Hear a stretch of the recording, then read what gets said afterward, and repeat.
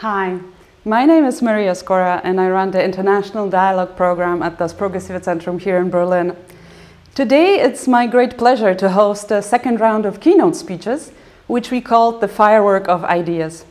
As you know, the purpose of our conference is to come together and face hard times in a spirit of international solidarity.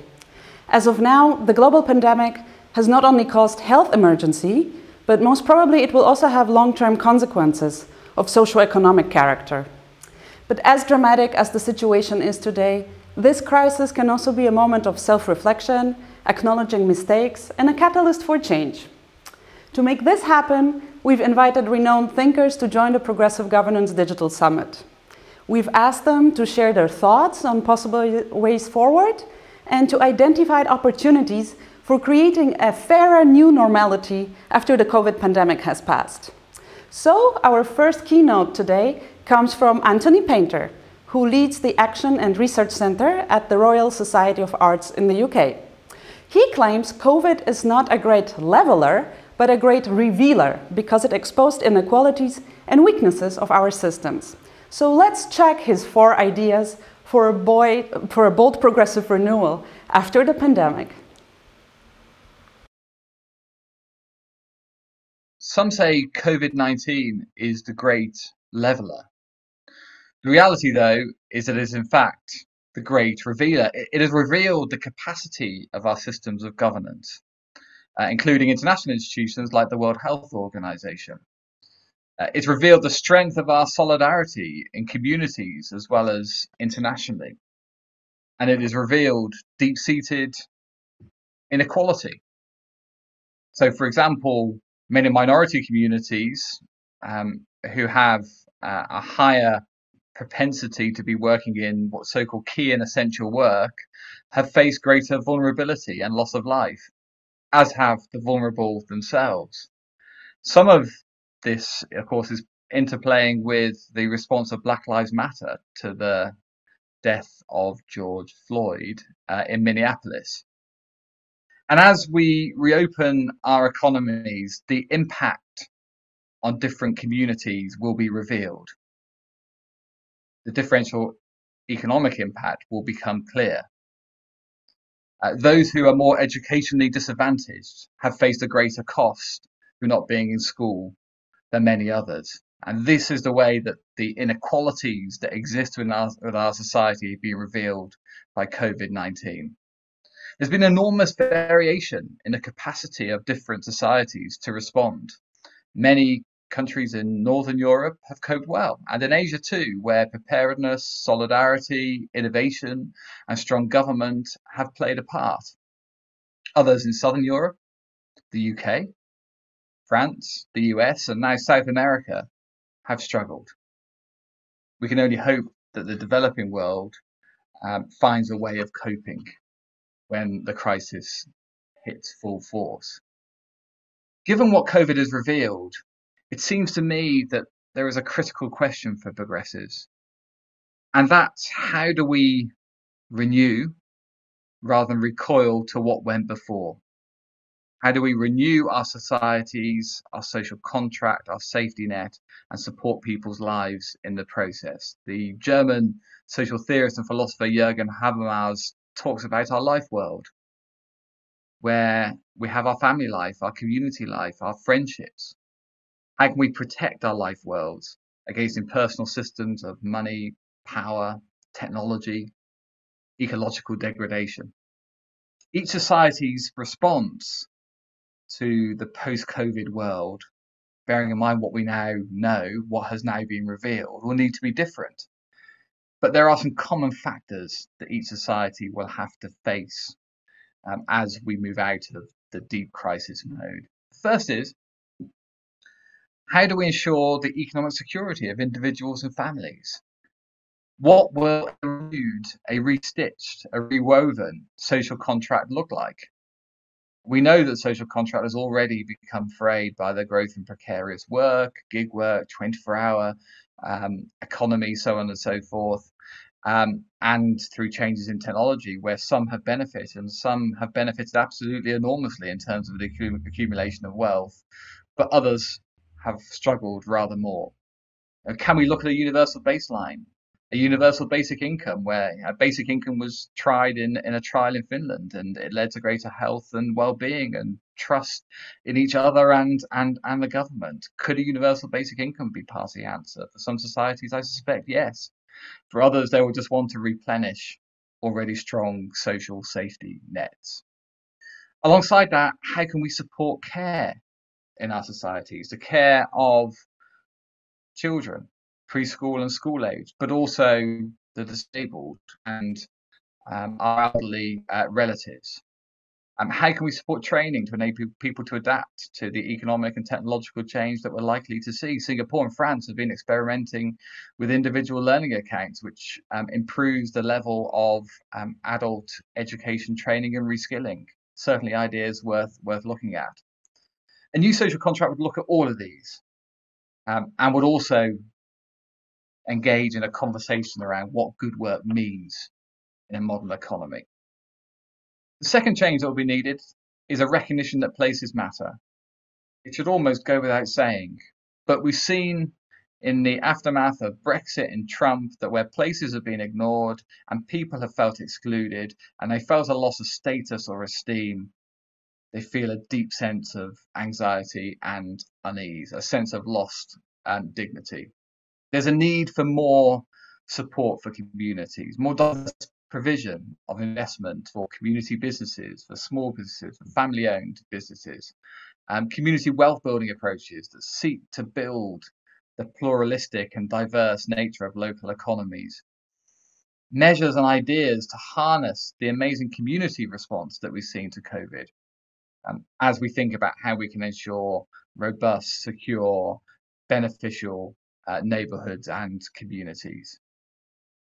And we will need to think about massive support for the unemployed, as unfortunately some may lose their jobs in the post-COVID economy. But we also need to take a step back and learn from the COVID situation when it comes to some of the biggest challenges we face. Nothing is bigger than the need to confront environmental degradation and the climate emergency. What can we learn from the COVID world that we have to adapt for the future? Well, I think there's three critical things from my perspective. First of all, we need strong, open, transparent global cooperation. Secondly, we need local innovation.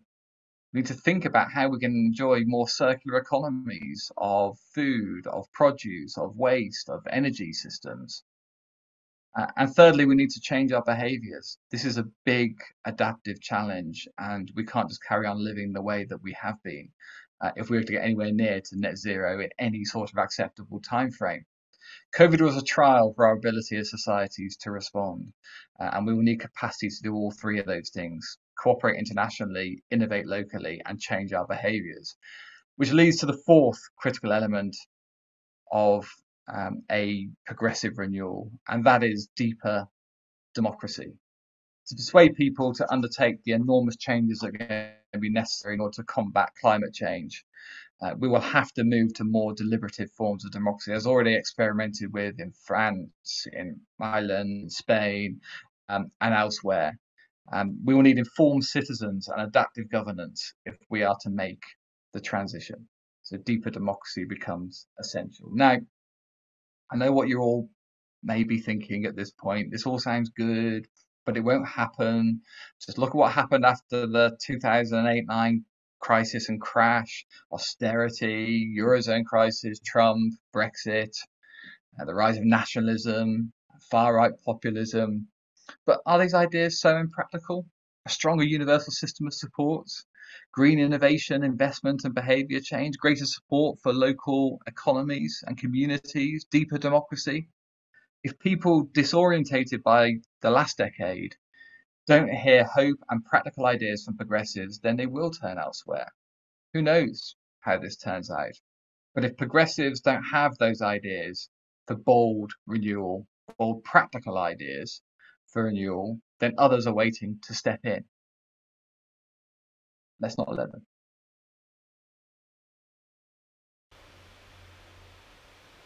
So our second speaker today is Katrina Pister, a professor of comparative law at the Columbia Law School and a leading scholar on corporate governance. She will present her thoughts on how law contributes to inequalities by coding capital and how to tackle it to create a more just society in the future. Enjoy her talk.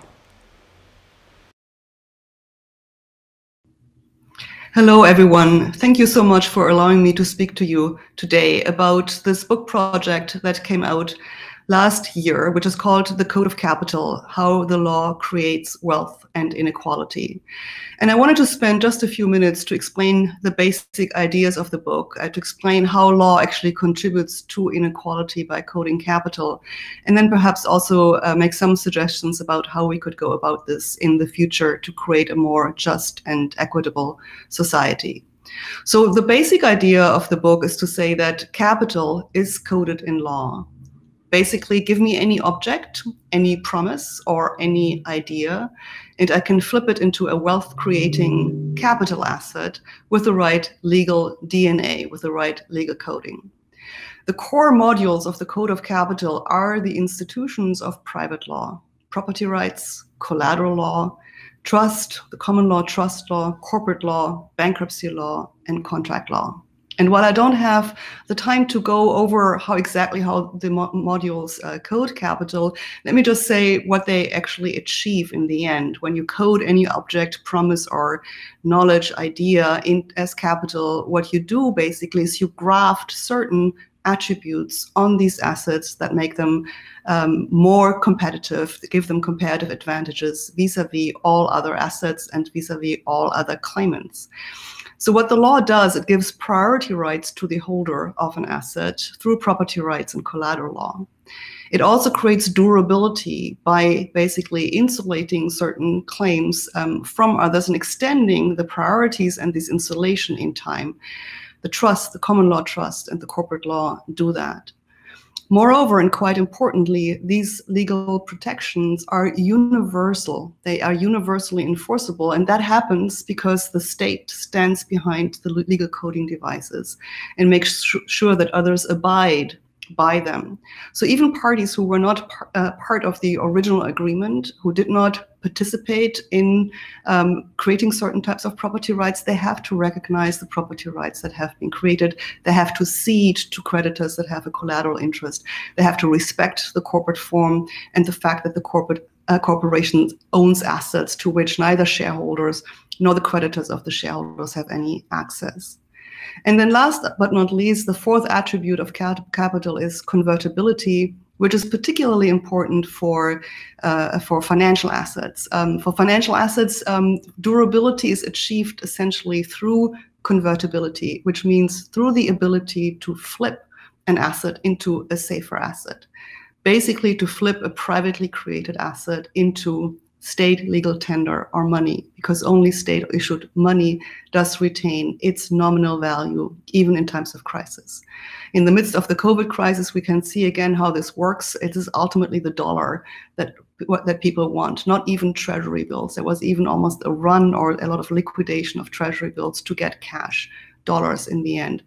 By having somebody who buys assets for dollar, and if it's only the Federal Reserve, the central bank of the United States, you can basically lock in past gains and protect them against further losses. So that's what capital does. That's what the law does for capital. It helps you create wealth and helps you protect the wealth against too many different claimants and helps protect the wealth against the ordinary workings of the business cycle. It's not perfect. You will also suffer some decline, but relatively speaking to everybody else, with these legal protections, you're better off. So the core question, of course, from a political economy point of view is who makes these choices? Who determines which assets shall be coded as law, shall benefit from these legal modules that I identified, property rights, collateral law, etc. And how are they being enforced? And the core property of our private law regime is that these institutions are fairly malleable, and they give attorneys and their clients a lot of flexibility in determining what kind of assets shall be coded as capital and shall get these kind of legal recognitions, and what assets shall be left out of the game. It is mostly nowadays a decentralized system because states also have given away a lot of power to private agents to code their own capital, and moreover to choose the law that they want to use to code assets as capital. With globalization, we have seen actually the opening not only of borders for trade, but the ability for people to shop for legal protection in different jurisdictions. So most of the traded financial assets in particular, but one could go even further and argue that most of the global assets that are that make up our global system of capitalism, of financial capitalism, most of these assets are coded in only 2 legal jurisdictions, in the laws of England and the laws of New York. That tells you something about hegemony in the global capitalist system, about power relations, but it also tells you that many people are rule takers and no longer rule makers. If that is a system that is at the core of creating inequality, you can of course think about how to correct this inequality through taxation and other means. But my idea is really that we have to go deeper and think about the production of inequality through law and make some inroads there to prevent the amount of inequality, the amount of capital accumulation in this fashion, and the creation of capital in this fashion. So I think in our current predicament, the most important issue is to think about which are the assets that are currently creating most of wealth and inequality, and how have they been coded in law, or are they being coded in law, and what can we do about that? And the 3 assets I have in mind are data, debt, and know-how. So debt is one of the oldest assets that has been coded in law. The monetization of debt is a hugely important way in which people nowadays become wealthy, people and entities become wealthy. And of course, since the central banks such as the Fed or the European Central Bank, the Bank of England, etc., are backstopping debt basically by taking them on their balance sheet, by making them convertible in times of crisis, debt has become a hugely valuable asset in the hands of the creditors for the most part. And I think we have to rethink about the kind of coding techniques that are being used to create debt on debt, which is securitization, derivative structures, and the legal protection that they have received, sometimes only relatively recently. Some of these protections could be rolled back. Some of these techniques could be called illegal again, as they had been in earlier times. So that's debt. Then, of course, there is know-how. Know-how is coded as law through, as capital through mechanisms such as intellectual property rights, through patent law, through copyrights, trademark, and increasingly also through trade secrecy law, which doesn't give you quite as much protection, but is enough, especially when you can also benefit from technological protection of databases. So that's the intersection between data and intellectual property rights. So know-how has become so valuable because a lot of the know-how has been enclosed, as land has been enclosed earlier.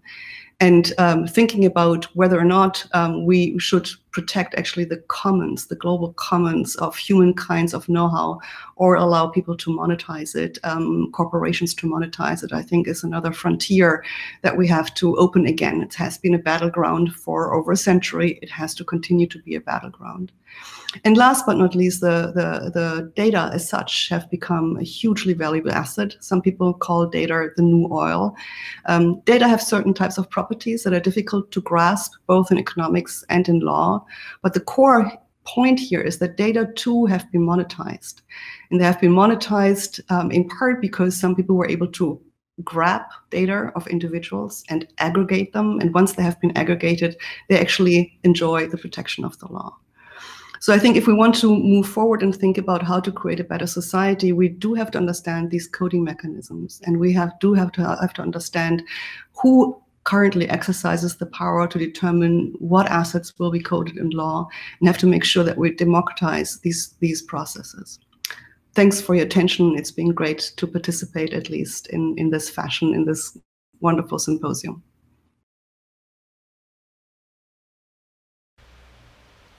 Our last guest is Gabriel Zukman, Associate Professor of Economics at the University of California in Berkeley, whose research focuses on global wealth inequalities and tax havens. And he will explain how progressive taxes could effectively help pave the way out of this crisis. So let's see how it could work. Hello, and thank you very much for having me today. Periods of crisis are often times of political metamorphosis, Ideas that seemed radical suddenly appear as common sense. In 1917, for example, during World War I, the US increased its top marginal income tax rate, the rate that applies to the highest incomes, to 67%. Until 1915, this rate had never exceeded 10%. During World War II, Franklin Roosevelt argued in favor of imposing a legal maximum income of $25,000 of the time, the equivalent of $1 million of today's dollars. Congress came close to agreeing with him and enacted a quasi-confiscatory top marginal income tax rate of 94%. This top tax rate remained in the vicinity of 90% until the early 1960s. So is the world today on the verge of a new golden age of taxation? It is too soon to tell whether the coronavirus crisis will, like the world wars, dramatically reshape government policy. But the social demand for more economic and tax justice is already clear, and it is unlikely to abate. There are good reasons to believe that the conversation about tax justice will gain momentum in the aftermath of the pandemic. The crisis, to start with, reinforced the defining features of the world economy over the last decades, the rise of inequality and the rise of market concentration. Since they rarely have the possibility to work remotely, low-wage workers have been more severely affected by government-mandated shutdowns.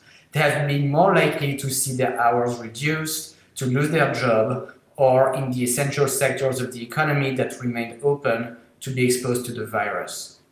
Crises are usually bad for the wealthy. During the World Wars, the Great Depression, and in most recessions over the last 100 years, the share of income captured by the richest Americans, for example, declined. But this time is different.